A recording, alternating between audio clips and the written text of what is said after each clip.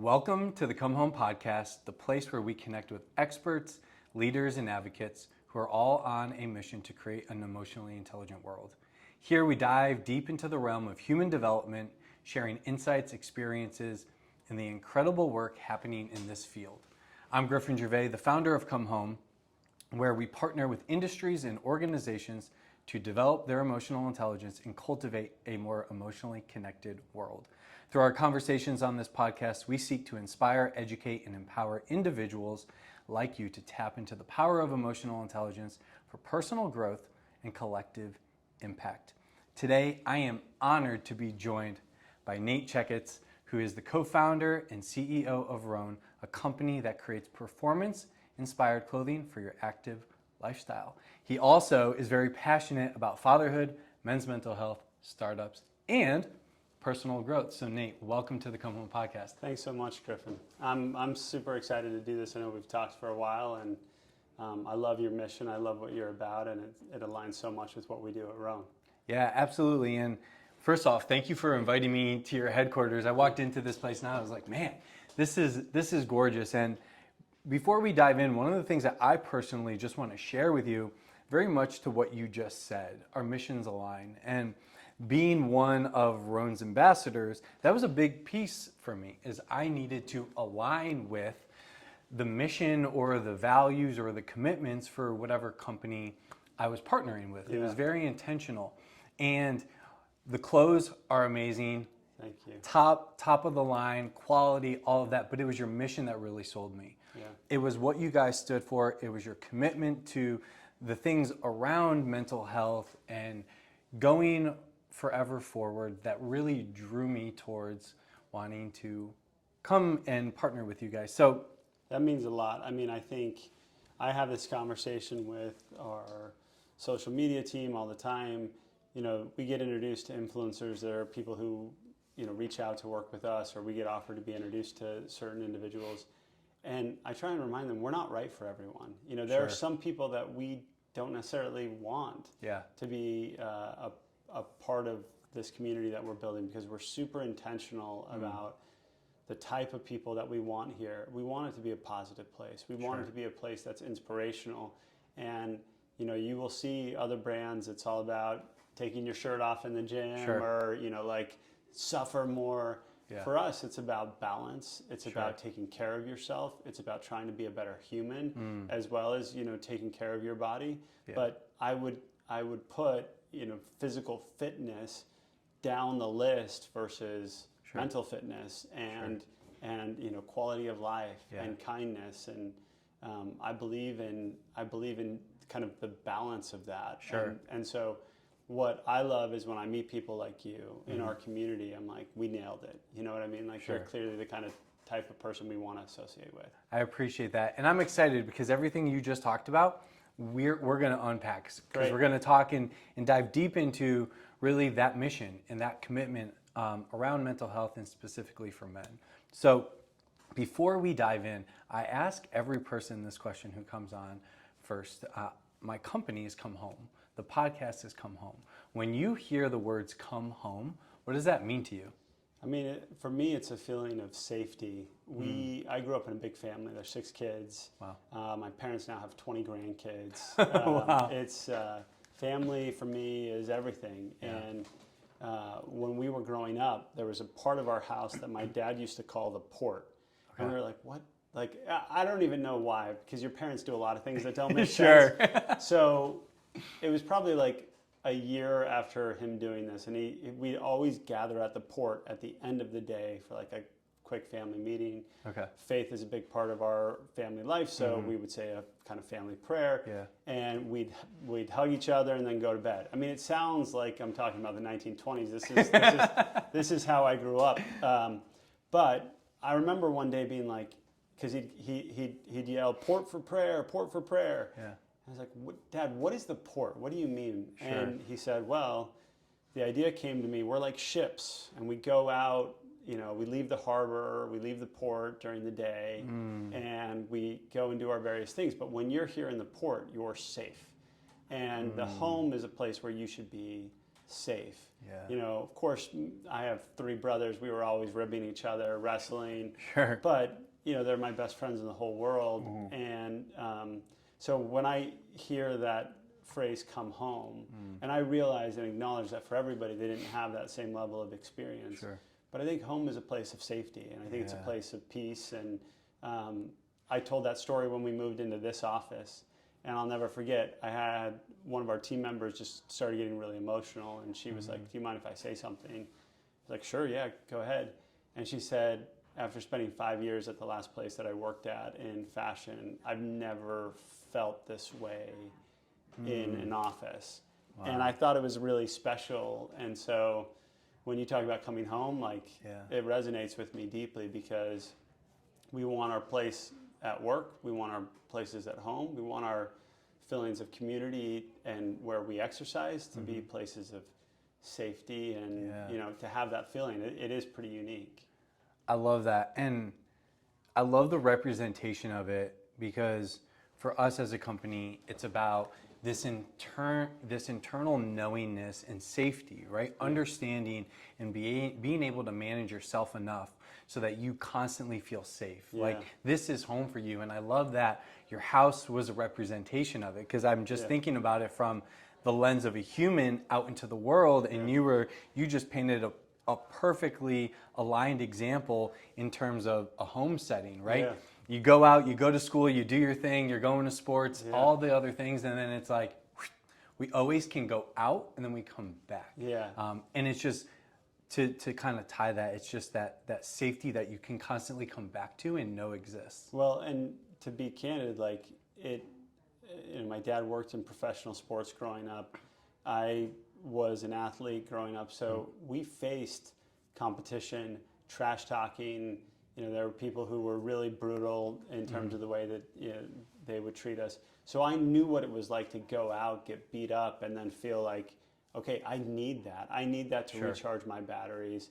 And it doesn't mean that you can hide there or stay there all the time. You've got to go out and challenge yourself and get uncomfortable.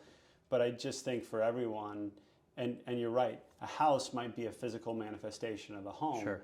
But if you really build a home the right way, that you travel with that. You know what I mean? It's not unique to a dwelling. Yeah. And even what you just said kind of landed with me in the sense of what you were just saying about balance. Yeah. Right? The idea of, I'm going to go out, I'm going to play sports, because I grew up playing sports too. I grew up in Connecticut and just was out playing sports constantly, whether that was Premier Soccer, AAU basketball, just all the different things. And then needing to get that other side, right? Yeah. Figuring out the balance. It's not hiding there. It's like, okay, let me recharge the batteries. All right, let me go back out there. Yeah. And just knowing that. So really cool. So I want to, Rhone is such an advocate for men's mental health. And I want to kind of unpack all of that, but I kind of want to start with, where did that commitment come from? Yeah. I mean, part of it is, again, I grew up in a family where I have 3 brothers. I have 3 sons. I was, you know, I've grown up in a world where I have watched friends, family, people that I care deeply about suffer immensely, because it's become more commonplace for women to talk about things like body shaming and the struggles that they certainly and appropriately are discussing. But men, we tend to struggle when we come to expressing our emotions or talking about things like feeling safe or making ourselves vulnerable, or, you know, times when we feel uncomfortable. And the research and the data backs that. You know, men commit suicide at almost 4 times the rate of women. I've now lost 2 friends to suicide. Wow. They were much more likely to have depressive or anxiety disorders and not talk to anyone about it, almost 35 to 40%. And in addition, if we do seek out therapy or we do seek out help, we tend to not repeat, you know, a session, or to, like, it makes us feel so uncomfortable. And part of that is biologically, from a chemistry standpoint, women take a lot of psychological, and these are generalizations, and they're not always true, certainly, but what again, what the research and the data has shown is that women take a lot of safety in belonging. Men take a lot of safety in feeling enough or feeling, feeling like we're capable. Yeah. And when we don't feel capable, the thing that would make us feel even less capable is talking about it. Sure. To be like, Yeah. I'm not feeling capable. It's like, oh gosh, that's So like, tell me all the reasons why. Yeah, right? the old adage of not asking for directions, like Sure. there's truth to that, and Sure. and so I as we were considering starting a brand, I was really challenging myself with this idea of the world doesn't need another clothing company. Why would we deserve to exist? And then I just started thinking about every offering that was out there, looking at the ads, looking at the marketing, and everything was about this idea of you're an athlete, you can lift more, you can run faster, you can jump higher, you can, beat your PR. And I was like, gosh, I always want to get better. I've done some endurance racing. I'm trying to get faster. Always motivated to get better PRs on my weightlifting. Fitness is an important part of my life. Sure. But it's not the most important part of my life. Sure. The most important part of my life is being a great father and being a good husband and trying to be a good brother and son and sibling and so none of these brands were speaking to this idea of just trying to be a better person. Yeah. And I just thought it was odd because athletics, you realize at a certain age you're not going to be a professional athlete. And for me, that came pretty early because I was around professional athletes. So I knew we're not going to be the same. So I was motivated and inspired by great people, great leaders, versus really incredible athletic performances, which may or may not be associated by somebody who's good or a good character. Yeah. And I wanted to build a brand that spoke about that. I love that. And to me, and I want to hear the impact it's had on you, the community, employees. But to me, there's this belonging. You talked about that. When you come to a company like Rhone and you're standing for something greater than clothing, there's such this sense of drive and purpose that keeps you going. I'm curious, just kind of in that development and in this mission to kind of go past just being clothing and really represent something, what's been the impact on the people that come in and day out? It's, I think that's probably one of the coolest things is most of us are heavily influenced by the people that we spend time around, right? There are unique individuals that tend to be kind of rock solidly positive or rock solidly negative, like you can't move them plus or minus. But I'd say the vast majority of people, and I'd say 80% of people this way, are heavily swayed by the culture that they find themselves in, the people that they, and with friends, you get to choose. It's great. You get to choose who you associate with. Work, you don't generally get to choose. You know what I mean? Like very few people get to choose who their work colleagues are going to be. They're either attracted to a company, they're attracted to the mission, but they don't know what they're signing up for. And we've tried to be really intentional about building a culture of psychological safety and belonging, and we're not perfect at it. But I think the main thing for us is we try never to let it fade to a secondary priority. It is the primary priority. And even just this week, I was sitting down and asking people about what can we be doing better. And I always love hearing from people that are like, "This is the greatest place I've ever worked," and it's something that we do hear often. And part of that, I think, is just driven by the people that we hire, the culture that we've created. And you can take somebody who has been in a negative, toxic culture, and may have even contributed to that negative, toxic culture because they've been around, put them into a positive, exciting, supportive culture, and watch the turnaround that happens with those people. It's really great. I was just having this conversation yesterday with someone, and that's exactly what we were talking about. We were talking about, especially as the leader of a company, you have to be very crystal clear on what that means and what that is for you. Because if you're not grounded in the vision, in the commitments, in the pillars, in the values, then you can't filter when it comes to hiring. Right. One of the things that I was thinking about was my background's in education, Yeah. and I was a school administrator, and we were doing a lot of work around social and emotional learning, a lot of the Right. work I do today with companies. And that evolved over time. And so within our hiring process, we had to evolve and adjust to make sure that our questions, situations, things that we were looking for adjusted with the direction we were going to go. And it sounds like that's very much kind of, you got so crystal clear on what it was. Therefore, when it came to hiring, kind of like you talk about ambassadors. People are for us and people aren't. Like when it comes to hiring, we know who we're bringing in because this is exactly what we represent. We screen for culture first and foremost. It's the number one screening criteria. And again, it comes back to, I've loved this adage that I think Simon Sinek talked about it, that the Navy SEALs have this like 2x2 that they look at, which is, trust and performance. And if you were to draw trust on the y-axis and performance on the x-axis, you would always, and you put a box up in the upper right-hand corner, that's somebody who's high trust, high performance, right?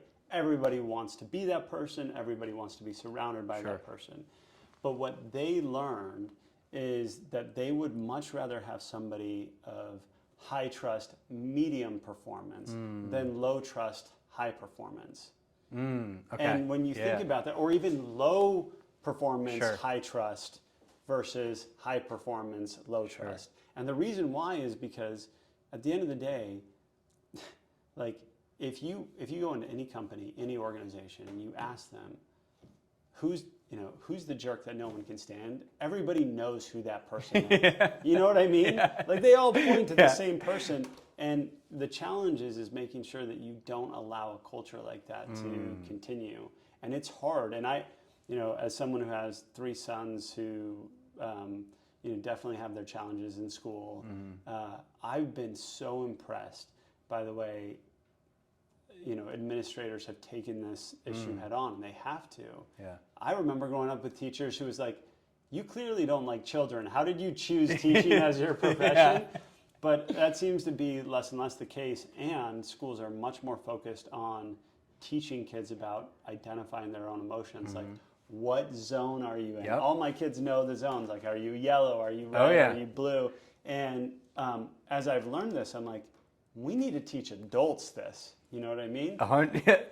That's why we're here, right? And I'm sure your boys go to school in Connecticut. Yep. So I'm sure their work comes out of Yale with Mark Brackett and the ruler and all that kind of stuff. But so this is interesting, and I want to ask you about this idea of trust, because I think it's critical. It's critical personally, it's critical professionally, it's critical for safety, right? All these things. So how do you guys, or how do you as a leader, try to cultivate and build trust within this community? It's really hard. I mean, I think it's so easy to talk about, but it's really hard, especially if you're committed to building a team of diverse thought, backgrounds, etc. People come in with natural biases. Absolutely. And getting to break down those barriers,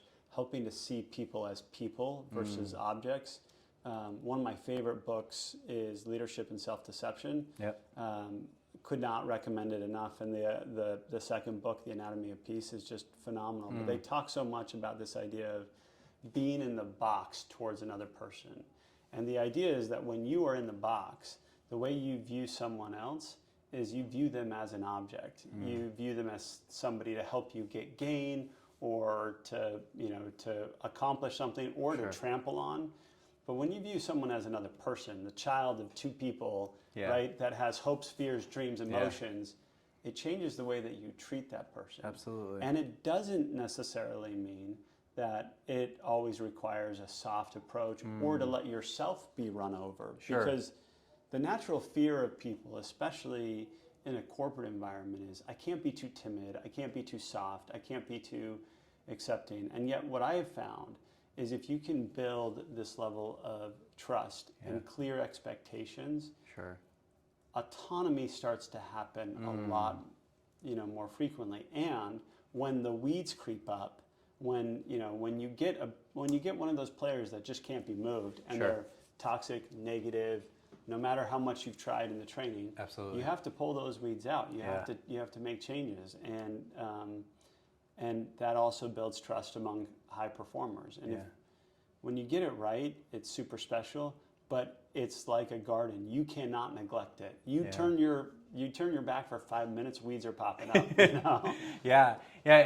One of the things, and it's cool. It's cool that we're having this conversation, and I'm going to bring us back to the men's mental health. But I also love this side of the leadership aspect of it, because something I had spent so much time on, and as a school administrator, really kind of took this approach with, was nurturing your high performers, right?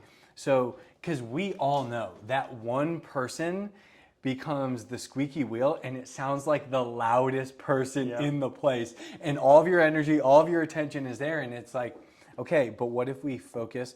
What if we nurture? What if we grow, pour into the high performers, building around them? Therefore, people are going to get on board, or they're not, and then we're going to be able to plant in other high performers. Yeah, and you see it for good or for bad.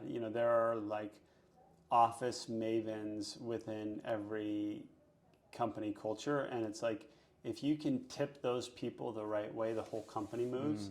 But if those people aren't bought into something, it just, it's never going to work. Yeah. And so again, that's part of what I like about being a leader in a company.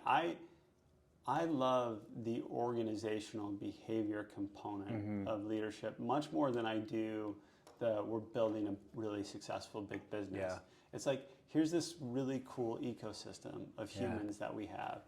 How can we build a team that has great chemistry? Because the key in anything is what can great teams do, or what can average teams do, even versus you get a team of superstars, but they don't know how to work together, versus a team of average players who just have great chemistry.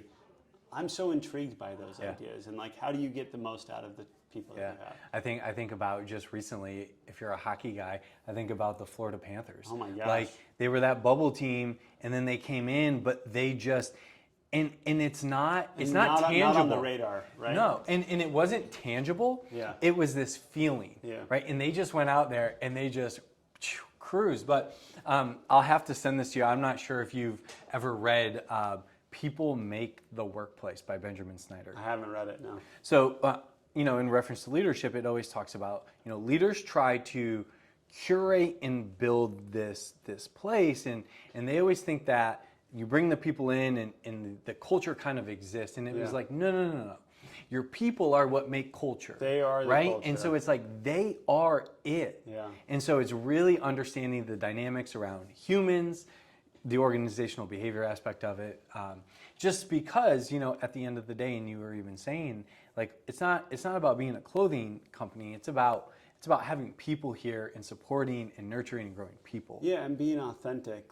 That's the thing that I think I'm most proud of, is we really do try and live our mission. There are so many companies that you meet or get to know, and whether it's sustainability or mental health, if you're not trying to live it, and it doesn't mean you're perfect, but if you're not trying to live it, nobody wants to work in a company like that. And so I think I'm just really proud that we've stuck to our values. Mental health, what we often refer to as mental fitness, has been a huge part. It has been the pillar of our brand for almost, we've been in business over 9 years. Yeah. And I'm so glad to see mental health become more part of the mainstream conversation. But it's something we've been talking about from the beginning. In that sense, based off of what you just said, in terms of this mental health, how do you guys as a company live it? Because it's one thing to know it, to say it, but to embody it and live it is completely different. So what's that process been like? Well, I think for me, even I think when I first started thinking about mental health, I thought so much of it in the disease state. And I think that's a natural default for us in particular Americans, when we think about mental health, we think about suicide, we think about depression, we think about anxiety, we think about bipolarism, we think about all these different, what I would call disease states of mental health. But when I say physical health to you, you don't think diabetes, cancer, heart disease. You might think sleep, you might think exercise, you might think hydration. And so what's really changed for me is looking at mental health as a toolkit, right? Because the truth is like anything else, we go in and out of periods where we're fine, where we're doing great, and then periods where we're not doing great. Sure. And the challenge with mental health, which I guess in some ways is similar to physical health, is that it can hit you out of the blue. Absolutely. Right? Somebody you love dies. Yeah. You find out about somebody getting in a car accident, or getting diagnosed with something, or losing your job, or something bad happens macroeconomically that could send you into a tailspin, or you're consuming content that just sends you to a dark or strange place. And the toolkit is that belt of things. When things go sideways, you know how to address it. And the real key is to try and have some level of consistency about it. Yeah. So you're not trying to spin up a new practice when you're also struggling. Again, physical health works very similarly. Sure. Running every day is not going to guarantee that you don't get cancer.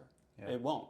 But you know what it will do? It will help you cardiovascularly if you have to go through chemo. Yeah. It will really help you and give you an advantage when you have to deal with any disease. Yeah. And it will also build a level of resilience. So we try not only to talk about mental health to bring awareness to it, but we try to provide a toolkit to our teams, to our customers, to say, hey, when that thing comes that's going to rock you, you're already prepared. You already know how to start to address, to open, to talk about it, to express gratitude, to go serve someone else, to make sure you're watching your sleep, make sure you're watching your diet and your exercise, make sure that you're, there's all these little things. Yeah. And, breath work, it's just important that people are educated to know how to take care of their mental health. Yeah. Yeah. There's a couple of things that resonate with me as you were saying it. One is being proactive, and the other one is developing the muscle. Yeah. Right? Getting the reps in. You were talking about the physical side of it, whether it be running or all the different things related to physical health. And I'm just going to use the gym as the example. But you go to the gym and you can't sit down and one day walk in not doing anything and bench 350 pounds. That's just not going to happen, right? You have to work the muscle. Yeah. You got to get the reps in. You got to do all of this stuff. And then next thing you know, you're able to do 350 pounds. It's the exact same thing. Yeah, and I think part of what is, I'll put difficult in quotation marks because it truly isn't necessarily all that difficult, but part of the challenge of our modern society is life's pretty good. You know what I mean? Like on a relative basis, if you look at human history over the last, however long people have existed, just take the last 10,000 years. Yeah. It's really only over the last 50 years that we could basically wake up in an air-conditioned home, get into an air-conditioned car, walk into an air-conditioned office, and we have no temperature challenge in our daily lives, right? Food, our ability to access food.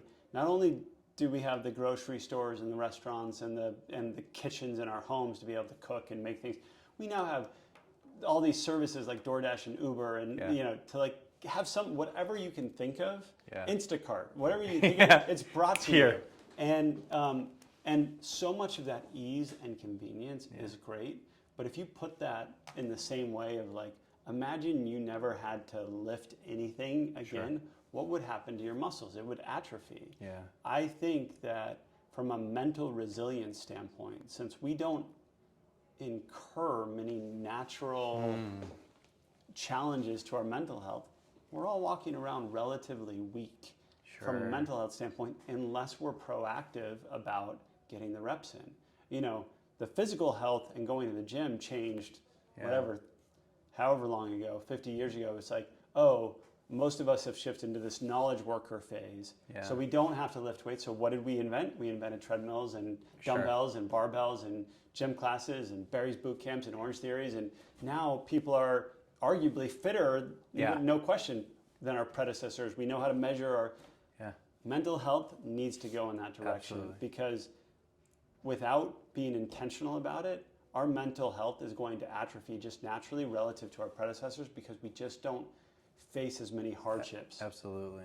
How do you, I'm curious, because I even hear that and I'm like, coming from my background and what I know about emotions is, every action we take is driven by an emotion. Sure. So we're emotional beings.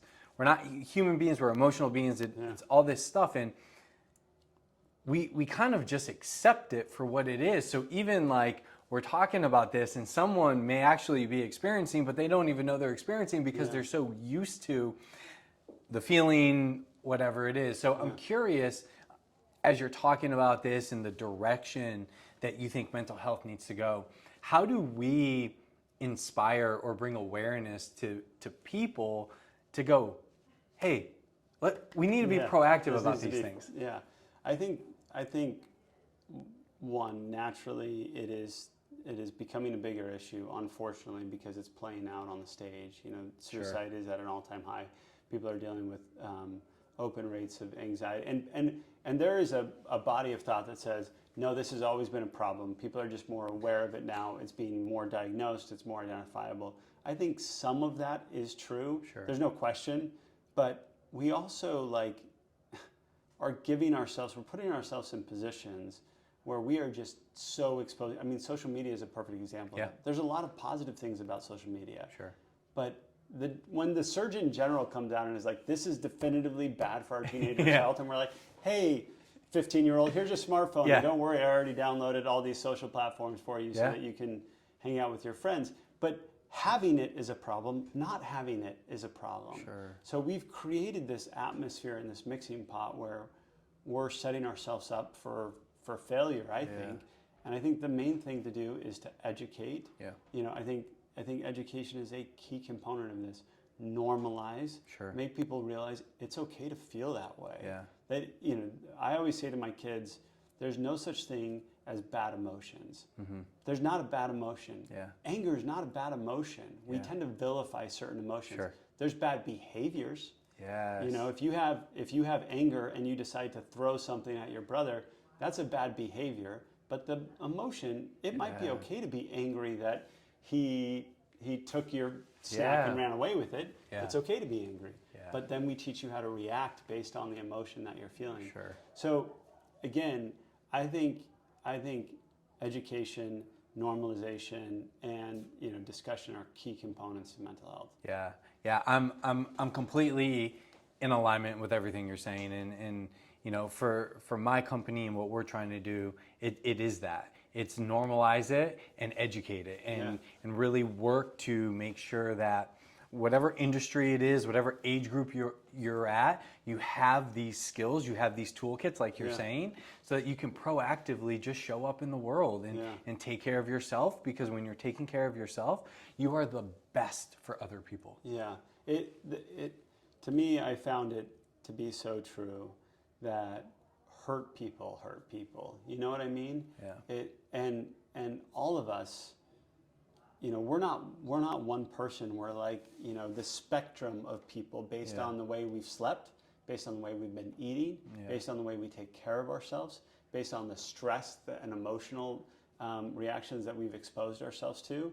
And every single person has the capacity to be really kind, to be really great. Yeah. But if their environment has set themselves up for failure, they're gonna struggle. And of course, we're all amazed by somebody who grows up in an abusive family or an abusive situation and finds a way to turn that negative into a positive. But the data would show that's really, really hard to do. Sure. And so, again, it gets back to this idea of education, awareness, normalization, and also just patience with each other. I think that's part of seeing people as as people. Yeah, the patience, the grace, the compassion, it plays such a key role in, and again, because one of the things too I like in just this conversation with you right now, and maybe you feel similarly that as I do, but when we're talking about this type of work around mental health or emotions or developing these toolkits, you're actually able to detach from it, which makes it not as personal. Yeah. We look at it more of here's feedback, here's information, Right. here's things, and it's just like, can I explore, discover, and experiment with what works for me? Yeah. And can I create times and spaces to continuously just check in on that? So, I love it because when hearing what you're saying, when we continue to get the reps in, have the experience, have the education, as we actually spend more time in it, we're actually able to detach more from it. Yeah, and take ironically, an unemotional response or approach to it, right? So we do this with diet and exercise today. I think most people understand what is the best diet, what is the best form of exercise. To me, the answer is always the one that you will stick with. And it's like, because people are like, I've heard that CrossFit is better than running, and I'm like, well, if you go to one CrossFit class and you throw up and you're like, I never want to do that again, it's definitely not better for you than running is. If you wake up and running gives you this high and it's exciting to you and you love it and you feel like you can consistently do it, if that's just walking, that's the best form of exercise for you. Not to say that you won't explore, but guess what? You're much more likely to explore a second modality when you've found a primary modality that really works for you. Same thing with nutrition and diet. You hear about diets like the ketogenic diet. It will produce great results for some people, but it's such a hard diet to stick to. So for a lot of people, it's not a great diet because it leads to overconsumption post, kind of coming out of the diet. And so what's the best modality for your mental health? It's the one that you're going to stick to. For some, it could be journaling. For some, it could be breath work. For some, it could be some combination of, therapy. And for me, the best thing for my mental health is actually doing hard things, which sounds strange to people, but I find myself to be at my most resilient when I am challenging myself to do hard physical things. I get so much self-compassion and reward from pushing myself. Now there's risks and challenges with that too, because if I'm not performing at my own level, I tend to get down. But I think it's important for people to create exploration around their mental health, what's working, what's not working, and to your point, take an unbiased, more data approach of like, do I feel better when I'm doing this, or do I not feel better? Versus like, sometimes the emotional response that we create with it. That's so important, and I want people listening to this to really take that. It's the simplest things that have the biggest impact, right? And what you said really, really sticks out to me is you have to figure out what works for you. And I think going to what you were saying before in this consumption of content, all of this stuff, that's where we find ourselves in these states because we're viewing the person we don't know on social media. We're seeing how they're doing it. Who's posting highlight reels. Yeah, we're seeing all this stuff and we're like, I want to be like that. So how do they do it? We don't even know. We just try to do it. And then we go, I can't do that. I can't keep up with that. You're burnt out, you're whatever. And it's taking the time to really tune in to self, to figure out what is it that actually works for me. Because when we're able to do that, we're able to bring patience and grace and realize we're not actually trying to fix anything. We're simply just trying to build a relationship with ourselves. And what's going to give us the best relationship? I think part of what we often miss is this moment of self-reflection and quiet. I try and tell people all the time, you already have the answer. You already know the answer. But you're spending so much time seeking other people's answers that you're not even able to hear yourself. You don't even know. And so, again, in a world where we can put headphones in at any point in the day and consume other people's content, how much time are we dedicating to just having time with ourselves? And There's a really cool author, I think his name's Colin Brady, but he wrote this book called The 12-Hour Walk. I don't know if you've seen it. No, I haven't. But he encourages people to go on a 12-hour device-free, effectively consumption-free walk, 12 hours. And the responses that people give after doing this, it's remarkable. Yeah. They're like, I've never gone that long ever without listening to music or listening to a podcast or having a conversation with friends but just going and spending time with yourself. The self-healing that comes from that, it's pretty powerful. It is. That's one of the things just to share a little bit for me in terms of fitness and health and all that. It's really big and important for me, and that's one of the reasons I love running. Yeah. Because the first couple minutes of running, it's like, okay, what's on my to-do list? Yeah. What am I having for dinner? You get through all the fluff. You get through all the fluff, and then come a few miles in, the real stuff starts to show up, and that's so when I get to spend time with myself. I'm like, man, I always leave runs going like, I feel so clear, or I'm just getting these hits of inspiration and creativity. It's like because really I allowed myself to listen. Yeah, it's funny. My family kind of makes fun of me because sometimes, especially when you run for long distances, you do get that sense of clarity, and it gives you a little bit of perspective. Yeah. And you're also, all the endorphins are hitting, but I will send emotional videos to my siblings. They're like, I just want you to know I love you, and I'm so grateful for you. And they're like, oh no, were you at mile 14? Yeah, you're like, it was pumping. Yeah, I'm like, I was just feeling it. And so there's a lot of power that comes from spending time with self and also combining it with exercise. There's no question. These things are not isolated, they're really intertwined. Yeah. I want to ask you the Mind and Muscle events, and I think those have been tremendous in terms of blending those worlds together, because when I think about even hearing what you're saying and think about what Rhone represents, it's kind of this community of bringing mind and body together. Yeah. Right? And so I'm curious, what are those events been like?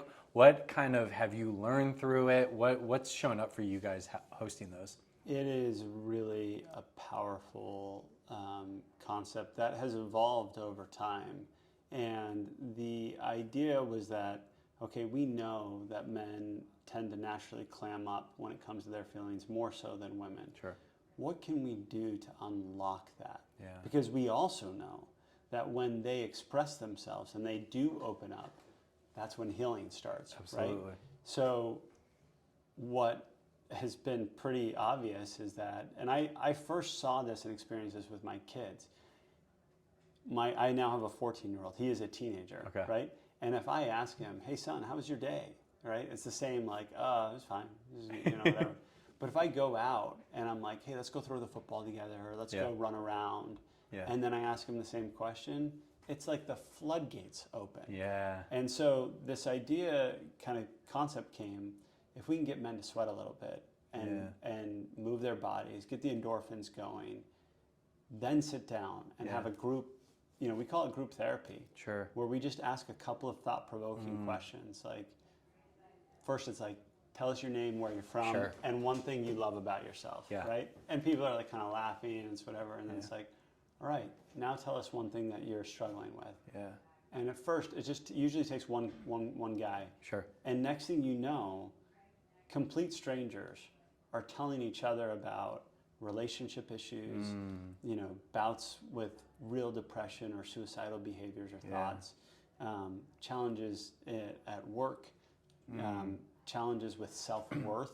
Yeah. I see consistent themes of shame, men not feeling like they're enough, or not feeling like they're enough for the people in their lives, or enough for themselves, or living up to their parents' expectations or others. Yeah. I hear a lot about, kind of self-loathing behavior, or not being able to forgive themselves. Yeah. And what's amazing is just after, in simply expressing it, they start to heal, because what's really clear is when somebody else says, I'm struggling with an eating disorder or whatever it is, Sure. you want to reach out and you want to hug that Yeah. person. But when you're struggling with something, you're so afraid what people are going to think of you Yeah. when you tell them, hey, I'm really struggling with this. Yeah. And so it starts to actually help your pattern of response, because I try and one of my tips in my tool belt is when I start to be like, how could you let that happen? How could you not get the thing done that you said you were going to do? And I start going down this emotional spiral of inadequacy. What I remind myself is, what would I say to a friend who just said the same thing to me? Yeah. I would hug him and be like, oh, man, you're so great. Here's all the things that you do that are so great. Yeah. And I love about you. And this, you made a mistake, big deal. Sure. But like, I don't say those things to myself initially. Absolutely. And so I think these mind and muscle events have been a real powerful catalyst to just get men to realize, like, one, you're not in competition with even yourself. Absolutely. Really. You're just trying to be the best person you can every single day. And by the way, you're more likely to achieve that by showing yourself some level of self-compassion. Yeah.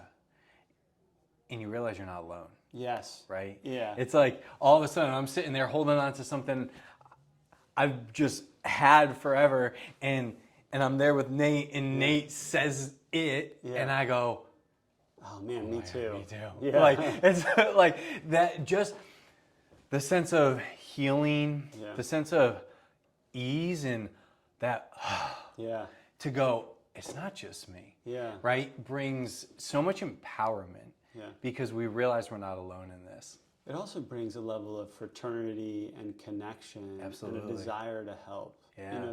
There's these perceptions that men are isolationists, that we kind of tend to not want to support or lift others. I haven't seen that at all. I think what happens is men start, self-isolating, because it's a form of, like, that's how they think they're going to solve it. Absolutely. And it's the exact opposite. When you start opening, and then, the guys that will come up to us at the end of the events are like, what can I do to help? How can I help this community? How can I do more? There's such a feeling of compassion and positive energy and fraternal connection that to me is so powerful, especially having grown up as an athlete, where I felt that camaraderie amongst teammates. Sure. But I don't naturally have that as much in my life. That's not the same level of connection you have with your spouse. It's different. Sure. It's not the same connection you have with your kids. It's different. It's not the same connection you have in the workplace. Yeah. But when you can build a fraternal connection with a group of guys, and guys struggle to make friends. Sure. The older we get, the harder it is to make new friends. Yep. It's so powerful. Yeah, it's the curated space, right? You had that space in school, in sports, whatever, and then when we get into just building families or whatever that is professionally, you lose some of those, and it's not right in front of you. No, and we're talking about educating, and we're talking about experiencing and developing skills, and so it's like, how can, and it sounds like you're coming from, well, how can we intentionally create the space to develop the skill? Yeah, exactly. That's awesome. So I want to wrap asking you two final questions. Okay. It's going to be the same question, but I want you to answer it from the perspective of Rhone and then you as an individual. Okay. So kind of at the end of the day, if Rhone and you can be known for one word, one kind of legacy impact, what would you want that to be? You can answer it for Rhone as a company and then you as an individual. Yeah, I mean, it's pretty hard to put it in one word. I mean, maybe I'll take a hyphenated word, but I do want Rhone to be known for the work that we do around mental health. That is our core mission, our primary focus. It is so much more what drives me and motivates me than it is about building like really high margin products. Sure. So that is, and then on a personal level, I think a lot about legacy and impact, and that will always come, I think, in the form of people. Yeah. Not about what level of endowment am I leaving to kids or colleges or anything, but how did I make people feel? How did I treat other people? and how did I stay true to myself? Yeah. I remember kind of being overwhelmed with this feeling of like, I really want to be the person that my wife and my kids believe me to be at all times, you know? You have children? No, I don't. So it's hard to explain or put into words, but you know, the way your children look at you, it's like, I could never be that perfect. Yeah. You know, especially your younger kids. When they get older, they start to amplify your flaws. You're Sure. like, I could never actually be that bad. But you know, like they just view you in such a way that, and so that's what I aspire to be. Yeah. I want to be that person that my wife and my kids believe me to be at all times, not just when I'm with them. Yeah. You know, when nobody's with me. Sure. Where am I spending my time? How am I? And that's the standard that I try and hold myself to without being overly judgmental or self-critical, Yeah. which is, you know, again, it's a balance. Yeah, I appreciate that. Nate, I appreciate the time. I appreciate the invitation here. Thank you. For people listening, if they're all about the mission, if they want to learn more about Rhone, if they want to connect and talk with you in terms of leadership, things like that, what's the best way for people to get you? The social platforms that I'm probably the most active on are LinkedIn and Instagram, and it's just Nate Checketts in both of those platforms, and then it's Rhone in both of those platforms too. And Awesome. you know, I would strongly encourage people to spend more time on Rhone than me personally, because we surround ourselves with really great thought leaders and really tremendous people, and I'm really proud of the content that we put out. Yeah, you guys are doing amazing work. Keep Thank going. you. And we surround ourselves with people like Griffin, so Thank you. thanks, man.